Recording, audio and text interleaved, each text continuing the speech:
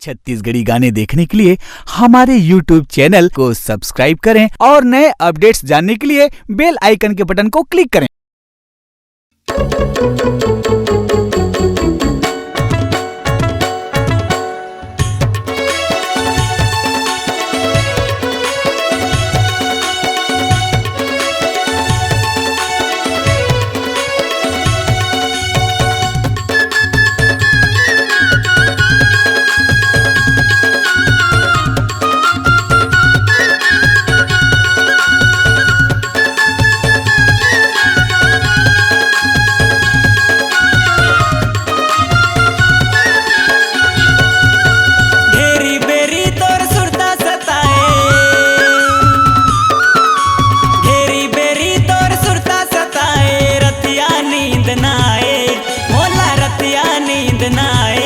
मैं तो हो गया तोर दीवाना रे लवली का जादू तय चलाए।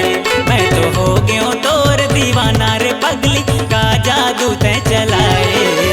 घेरी बेरी तोर सुरता सताए,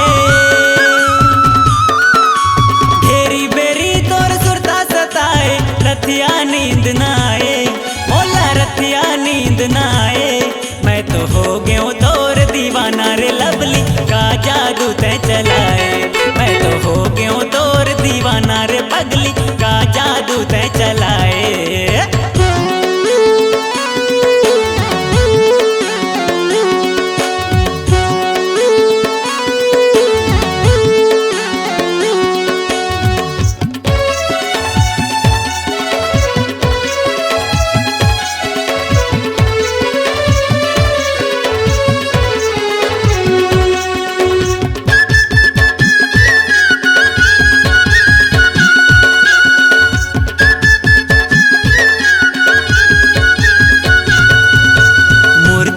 तोर आना आके वो शर्माना, मूर्तिर मतुर आना आके वो शर्माना।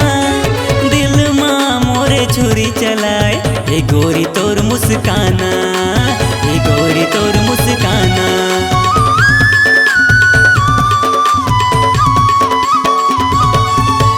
मूर्तिर मतुर आना आके वो शर्माना, मूर्तिर मतुर आना आके वो शर्माना।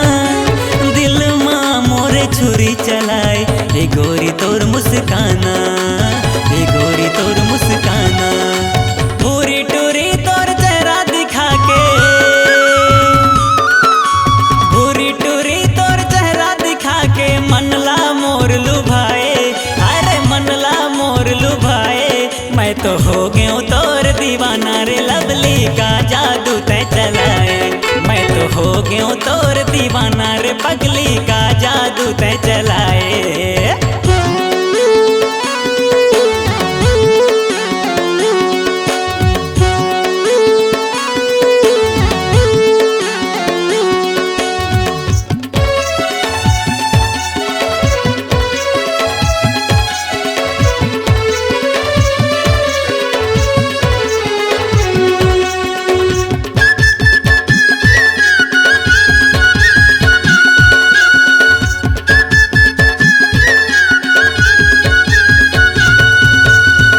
बोली मिठ बहना लेके रे मोर चैना, मिठ बोली मिठ बहना लेके रे मोर चैना।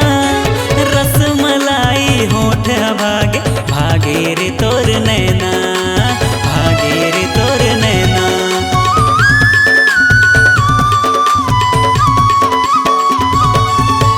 मिठ बोली मिठ बहना लेके रे मोर चैना, मिठ बोली मिठ बहना ले गे रे मोर चैना। रस मलाई होठ भागे भागे रे तोर नैना, भागे रे तोर नैना। खाना पीना अब तो नहीं सुहाए, खाना पीना अब तो नहीं सुहाए। तोर बिना रहा न जाए, मोला तोर बिना जिया न जाए। मैं तो हो गया तोर दीवाना रे लवली का जादू तय चलाए। मैं तो हो गया तोर दीवाना रे पगली का जादू तय चलाए। घेरी बेरी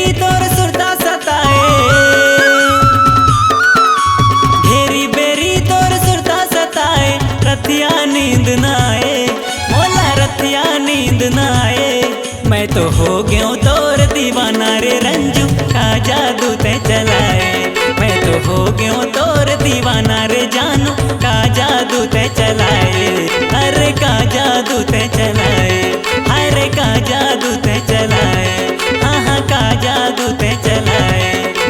लवली आई लव यू। आपकी आवाज ही आपकी पहचान है। यदि आप अपनी आवाज को एक नया आयाम देना चाहते हैं तो चले आइए मल्टी ट्रैक डिजिटल रिकॉर्डिंग के लिए AVM audio video studio, Khamtarai, Raipur. Mobile number 9301523929 और 7869646201।